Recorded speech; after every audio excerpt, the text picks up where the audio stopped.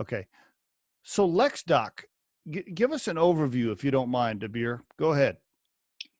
So LexDock was a child of passion of mine. I always wanted to serve the community and serve the profession. And I don't know how much you know about the legal profession, Steve, but 88% of legal professionals out there are white males. So where are all these women graduating from law school? We have 51% of female students graduating law school. We also have a lot of minority students. Somehow they are dropping out at a certain point for whatever the reason may be.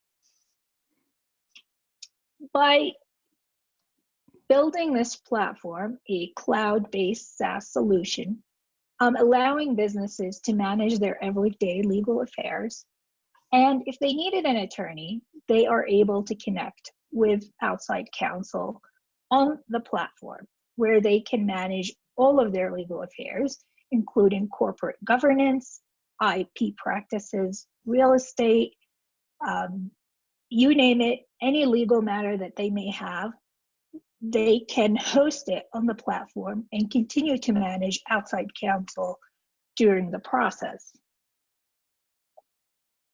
And there's no competition or anybody else doing this? When you first started this, nobody else has got this going on? You know, you think the ABA and big law firms would have thought that's a solution that's important to all of us, but it kind of is not something that they paid attention to. Democratization of the legal marketplace was, I guess, not a top priority. Equalizing the playing field so women, minorities can compete and be permitted to earn wages with dignity and without having to worry about giving some of their earnings to their partner and the managing partner, shareholder, and others, I guess was not a top priority, Steve. Wow. Okay. All right. So, and then how big is the business now? How many employees? I do have about 4. I also have advisors. So a total, we could say we're a powerful 10. And this is your full-time gig, right? You're doing this full-time. You're not like doing some other stuff on the side. Like you're all in on this thing. I am all in. This is do or die, Steve. I love it. How did you bootstrap it yourself? Because you're not a developer to, build some of this, write the code. So did you bootstrap this? Did you hire some coders? Talk to us about how you got it up and running. So I bootstrapped the company to date. Okay. I have relationships with different advisors and supporters that have helped me along the way. Okay. People that I could not have possibly done this without them.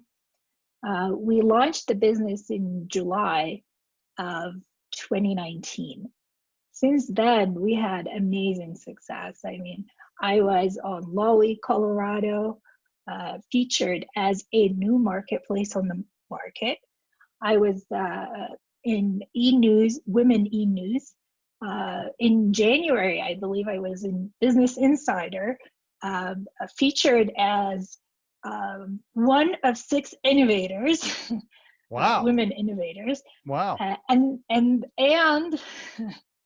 in February, LexDock was actually named, not only nominated, but named 2020 Emerging Legal Technology. So I know I'm doing something right. Congratulations. All right. That's great. All right. You get lots of press. And so who's your typical customer? Like what size business are you targeting? Talk to us about that. We help businesses of all sizes, and we have different plans to accommodate the size and amount of legal work that they would need on our platform. We're here to provide a solution and to really democratize the marketplace. It's not so much about just business as usual. There is a purpose behind it. Once you democratize the marketplace and you connect the business to the attorney directly, you've eliminated the middleman, the big cost center for any attorney who has to pay the partner and so on.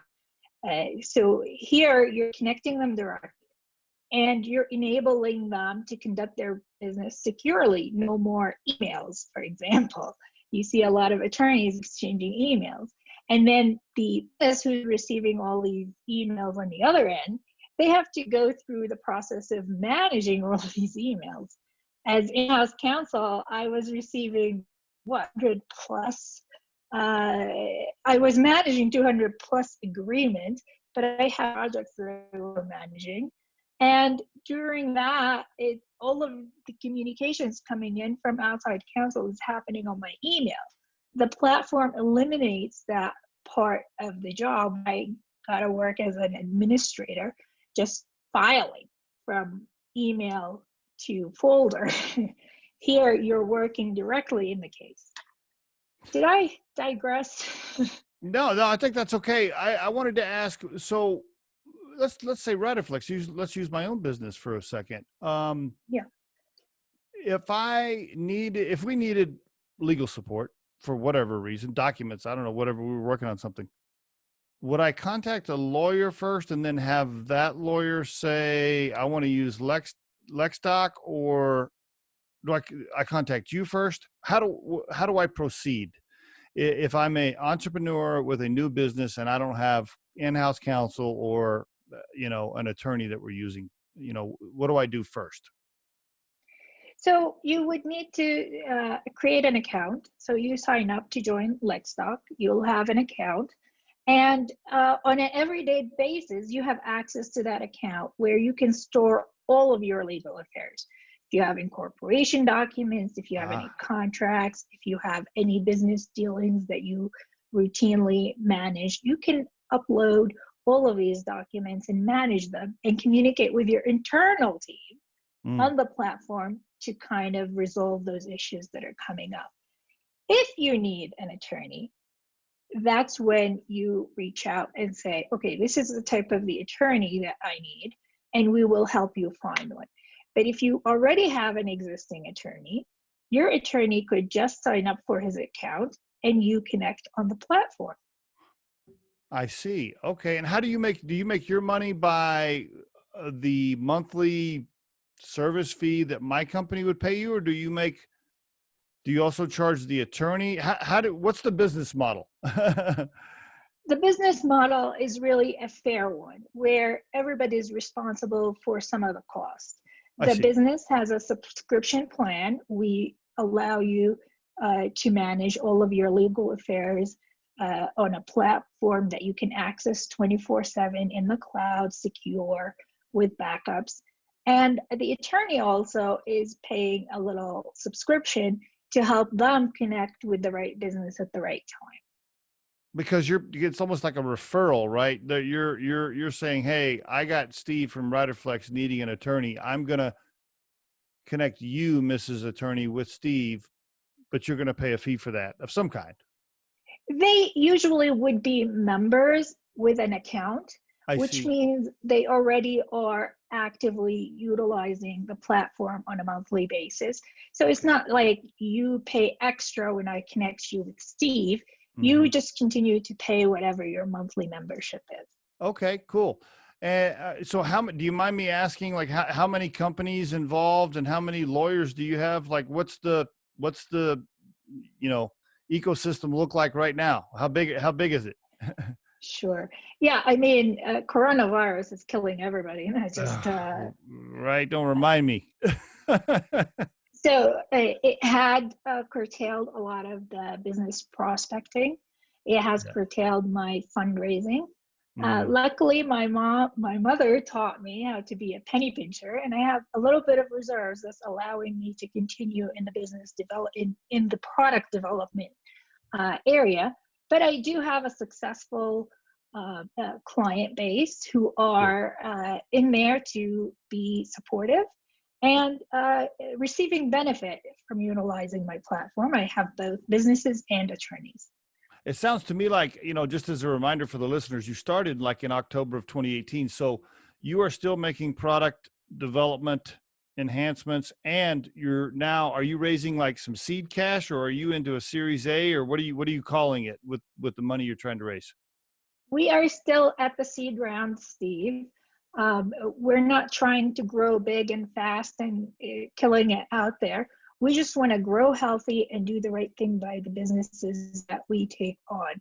We want to develop loyal clients that really appreciate what we're trying to do, not just for their business, but also for the legal profession. Mm-hmm. Now, I'm guessing there won't be any patented, protected, super secret technology on this deal. It's really going to be a kind of a race to market type of deal for you to just get big enough before, I don't know, Salesforce decides to build something like this or whatever. Talk to me about that.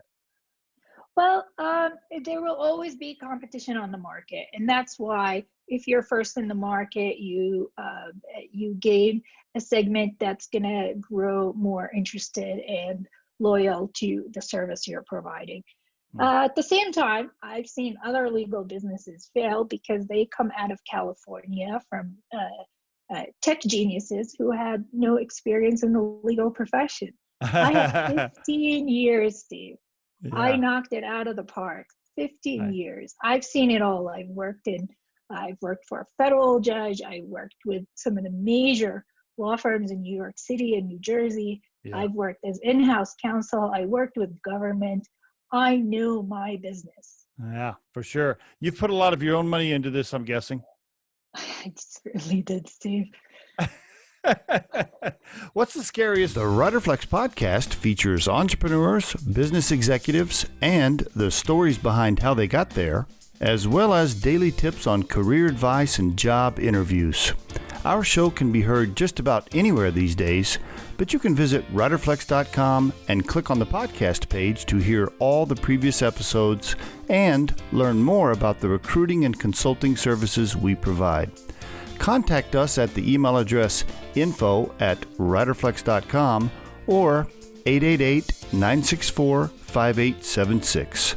Thanks so much for listening, and if you enjoy our show, please be sure to subscribe to our channel and like the episodes.